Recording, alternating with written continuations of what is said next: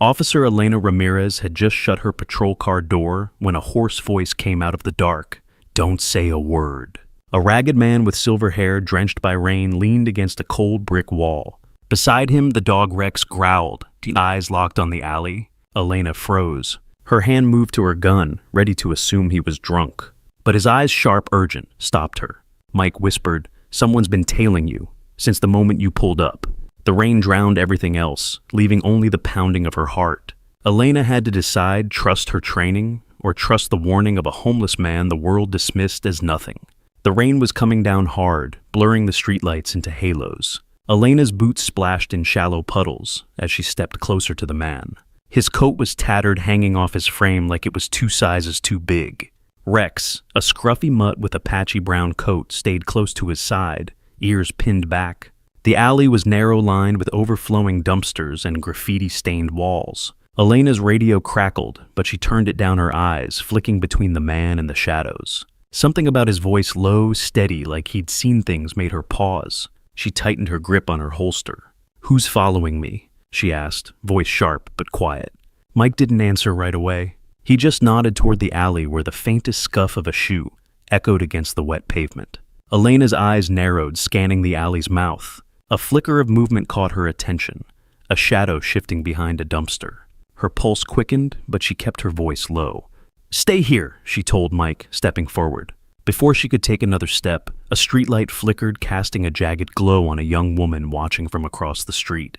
She was maybe 20 in a designer coat, her phone out, recording. "You really talking to that guy?" she called, her voice dripping with disdain. She laughed loud enough to cut through the rain. "What's next? You gonna buy him dinner?" Elena's jaw clenched, but she didn't turn. Mike's hand tightened on Rex's leash, his face unreadable. The woman kept filming her giggles sharp as knives. "This is going viral," she said, stepping closer. Elena's fingers twitched on her gun. "Move along," she said, her tone flat. The woman smirked, but backed off, her phone still raised. Before she could press him further, a figure burst from the darkness. A glint of steel caught the streetlight, a knife slashing toward her. Elena jerked back, her training kicking in. She drew her gun, heart slamming against her ribs. Police, drop it," she shouted. The attacker, a wiry man with a shaved head and a scar across his cheek, didn't stop. Victor Kane, a name she'd later learn, was all muscle and rage, his eyes wild with intent. Mike's voice cut through the chaos. "Don't shoot." "He's got a blade." Rex lunged, barking like a storm, planting himself between Elena and Victor. Mike moved faster than she expected, tackling Victor into a puddle. The 2 men hit the ground, hard water splashing around them as they grappled for the knife. Elena's breath caught. She kept her gun trained on Victor, but Mike was in the way, his hands locked on Victor's wrist. Rex snapped at Victor's legs, forcing him to twist. "Get off him," Elena yelled, circling for a clear shot. Mike didn't let go. He grunted, his knee pinning Victor's chest, and finally wrenched the knife free. It skidded across the pavement, landing in a shallow pool. Elena rushed forward, cuffs in hand, and snapped them on Victor's wrists as he cursed and thrashed. Her hands were steady, but her pulse was a drum in her ears. Mike rolled off, panting, his face smeared with mud and rain. Rex stood guard still, growling, his fur soaked. Elena glanced at Mike, her voice barely above a whisper. "You didn't have to do that." Mike wiped his face, his eyes meeting hers for a split second. "Yeah, I did. Hey, if this story's hitting you, grab your phone real quick. Give this video drop a comment down below, maybe share where you're watching from, and hit that subscribe button. It means a lot to keep these stories going." The other officers showed up minutes later, their flashlights cutting through the rain. Victor was still spitting curses as they hauled him into a cruiser. Elena turned to Mike, who was leaning against the wall again, catching his breath. His hands were scraped raw, and his coat was torn at the sleeve. "You could have been killed," she said, her voice low, almost lost in the rain. Mike shrugged, wiping mud from his cheek. "So, could you?" He said, his tone flat but not unkind. The other cops weren't so gentle. A stocky officer with a buzz cut, Officer Daniels, sneered as he looked Mike over. "What's this bum doing messing with police business?" he said, loud enough for everyone to hear. Another cop, a lanky guy with a smirk named Harris, added, "Probably just wanted a free meal." Elena's jaw tightened. She stepped forward, her voice cutting through their chatter. "He saved my life." The words hung there, sharp and final. Daniels looked away, muttering something under his breath. As the cruiser pulled away, a small crowd had gathered, drawn by the flashing lights. A man in a tailored suit, probably a lawyer from the high-rise nearby, pushed through. He looked Mike up and down, his lip curling. "This guy's the hero," he said, loud enough for the others to hear. "Looks like he crawled out of a gutter." The crowd tittered a few, nodding. Mike didn't react, just scratched Rex's ears, but Elena saw his shoulders stiffen. She stepped between them, her badge catching the light. "He's more hero than you'll ever be," she said, her voice low, but carrying. The man's smirk faltered and he walked off, his polished shoes clicking on the wet pavement. Elena turned to Mike, expecting him to say something, but he just nodded like her words were enough. Elena didn't let it go. She watched Mike as the cops loaded Victor into the cruiser. He was shivering now, his hands stuffed deep in his pockets. Rex pressed against his leg, loyal as ever. She walked over, her boots crunching on wet gravel. "What's your name?" she asked. He hesitated like he wasn't used to being asked. "Mike," he said, finally, his voice rough. "And this is Rex." The dog's ears perked up at his name.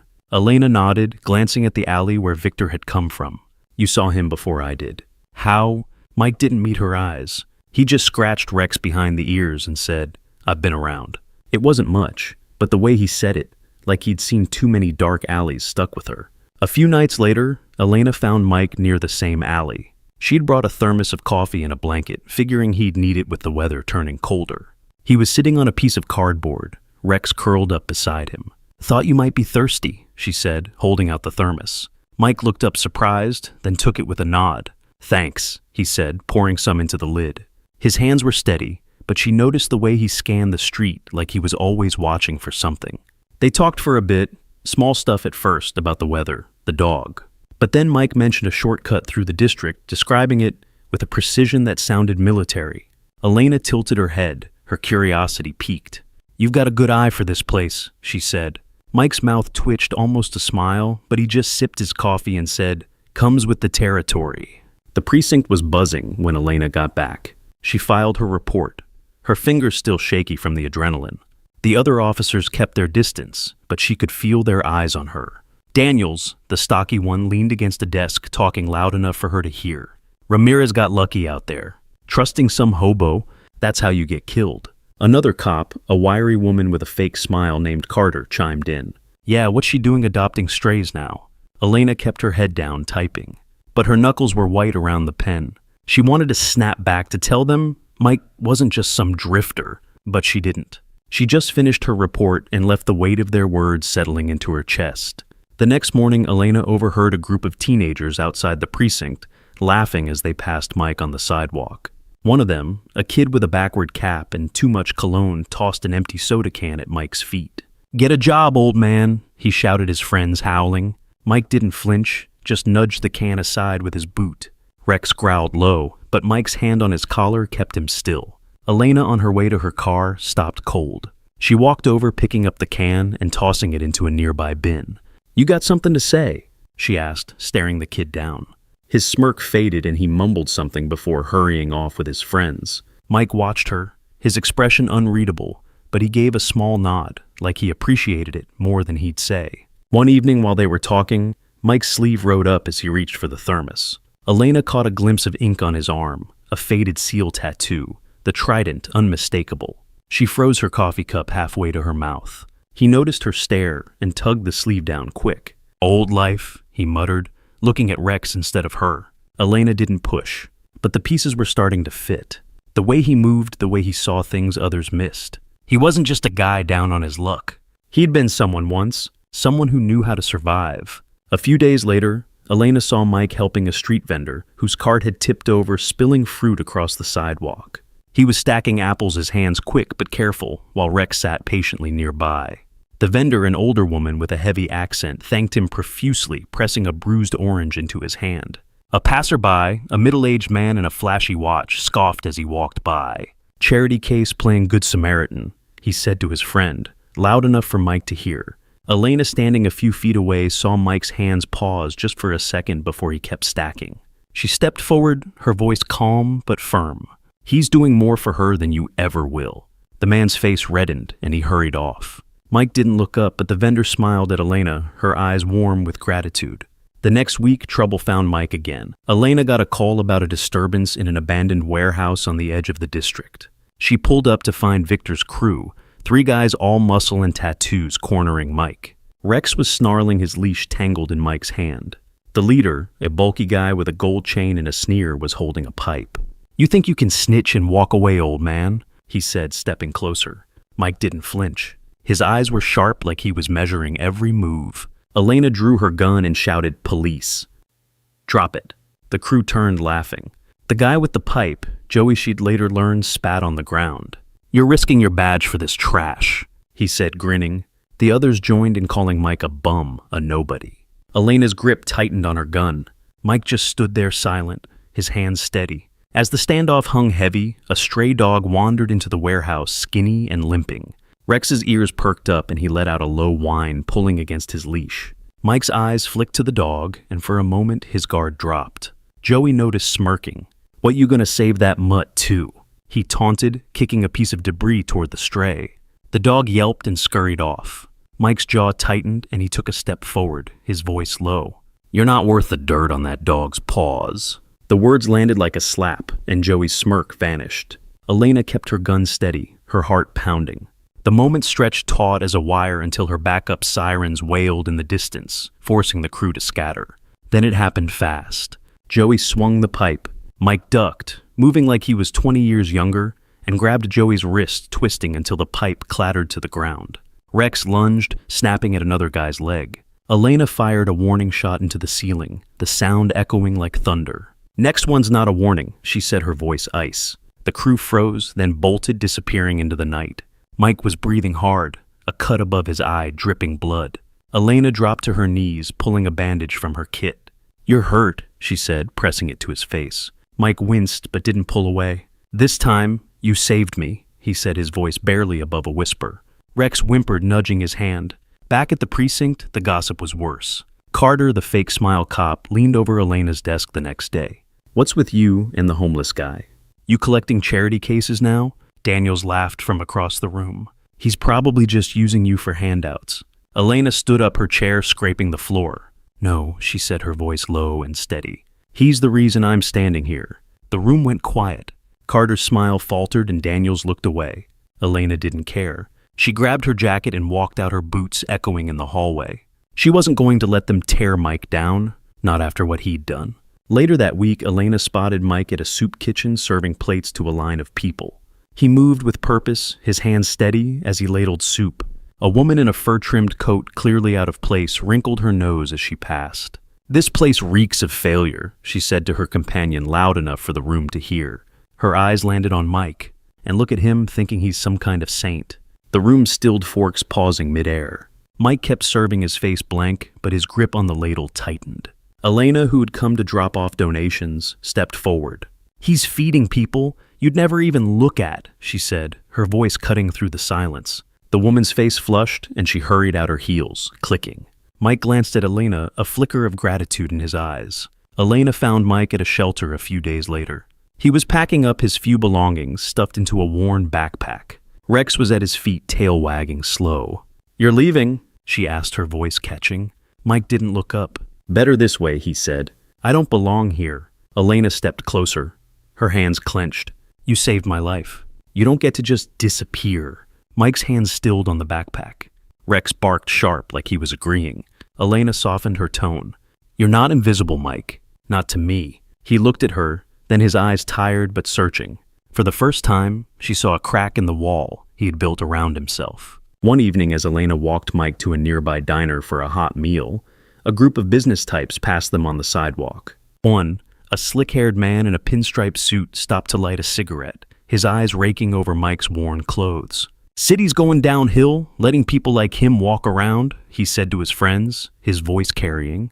Mike kept walking, his head down, but Elena saw his fingers curl into fists. She stopped, turning to face the man. "He's worth 10 of you," she said, her voice steady but sharp. The man laughed, but it was forced, and his friends pulled him away. At the diner, Mike slid into a booth, his hands still clenched. "You don't have to fight my battles," he said quietly. Elena sat across from him, her eyes fierce. "I'm not fighting. I'm standing up." The precinct wasn't done with him, though. A week later, a call came in about a missing kid, a 6-year-old boy last seen near a playground in the district. The team was scrambling, checking every lead, but coming up empty. Elena found Mike outside a corner store, feeding Rex some scraps. She told him about the kid desperation creeping into her voice. Mike listened, then pointed to a row of old row houses across the street. "Check the one with the blue door," he said. "Kids hide in places like that. Empty, quiet." Elena didn't question it. She radioed it in, and her team moved. They found the boy scared but safe, curled up in a closet. The news spread fast. Homeless man and dog save local child. That night, Elena found Mike sitting on a park bench, staring at the stars. She sat beside him silent for a moment. A photo slipped from his pocket, an old creased picture of a younger Mike in uniform, standing with a woman and a little girl. He picked it up quickly, but not before Elena saw. "Family?" she asked softly. Mike's fingers traced the photo's edge, his face tight. Was he said tucking it away? Elena didn't push, but the weight of that single word hung between them. Rex rested his head on Mike's knee, whining softly. Elena reached over, squeezing Mike's shoulder. "You're not alone anymore," she said. Mike didn't respond, but he didn't pull away either. Captain Blake called Mike into the precinct the next day. He was a big guy, all business with a voice that could stop a room. He sat Mike down Rex at his feet and looked at the tattoo on his arm. "Ex-SEAL, huh?" Blake said, leaning back in his chair. Mike nodded, his jaw tight. Blake didn't push. Instead, he slid a piece of paper across the desk. "Community advisor. Part-time. You'd help with translation outreach. Things you're already doing." Mike stared at the paper, then his hands still. Elena, standing by the door, held her breath. Rex nudged Mike's leg, whining softly. Blake leaned forward. "You're not done yet, Turner." "Not by a long shot." The job wasn't glamorous. Mike translated for Spanish-speaking families, helped kids navigate the community center, even taught a few self-defense moves to teenagers. Rex became the precinct's unofficial mascot, trotting through the halls with a chewed-up tennis ball. But the whispers didn't stop. Daniels, the stocky cop, muttered to anyone who'd listened. "He's just a washed-up vet.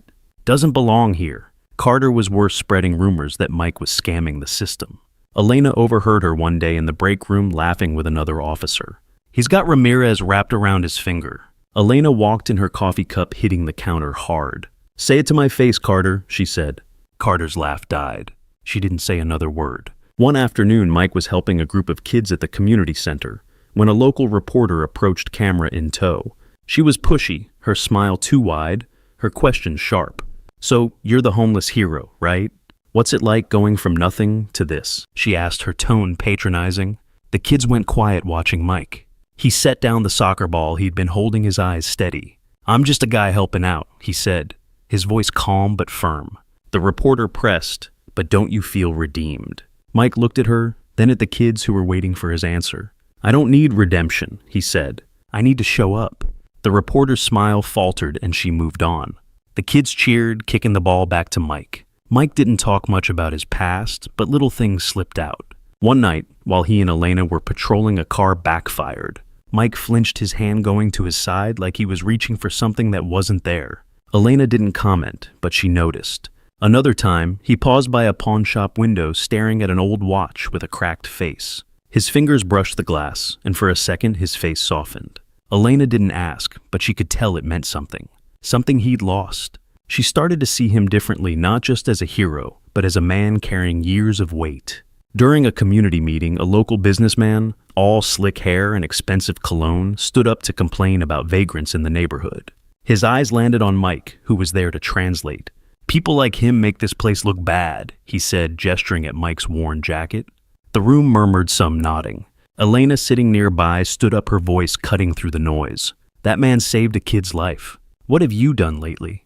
The businessman's face turned red, and he sat down, his argument crumbling. Mike didn't react, but later as they left, he muttered to Elena, "You didn't have to do that." She shrugged. "Yeah, I did. The consequences came for the ones who'd crossed him."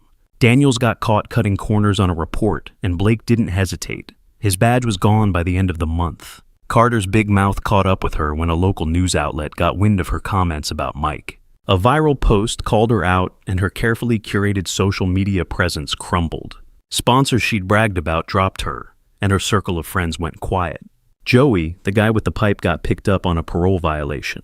Word was he'd been bragging about the warehouse fight and someone tipped off the cops. None of it was loud or dramatic. It was just life catching up, like it always does. Elena and Mike kept working together, walking the same streets where it all started.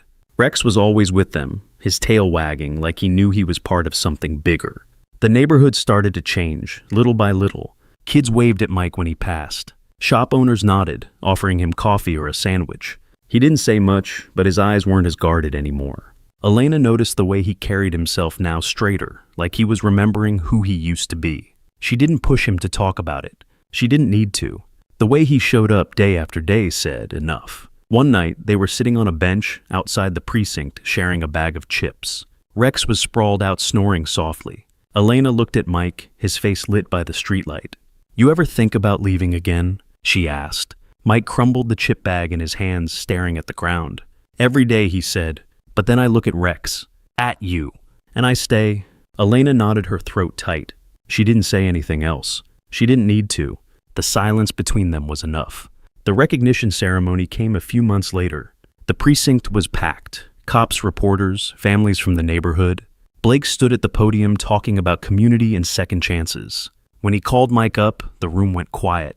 Mike walked to the front, Rex at his side, his old coat replaced with a clean jacket Elena had helped him pick out.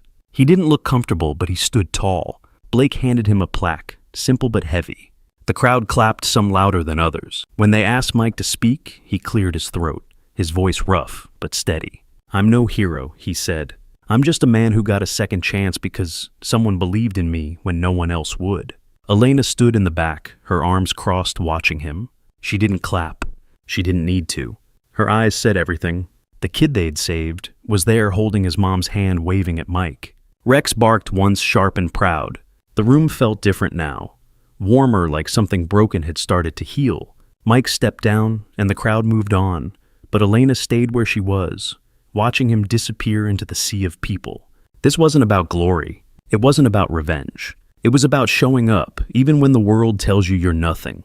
It was about a man, a dog, and a cop who refused to look away. You've felt that, haven't you? That moment when someone sees you, really sees you, and everything changes. You weren't wrong for holding on. You weren't alone in the fight. And you're still here, standing tall. Where are you watching from? Leave a comment below and hit follow to walk with me through heartbreak, betrayal, and finally healing.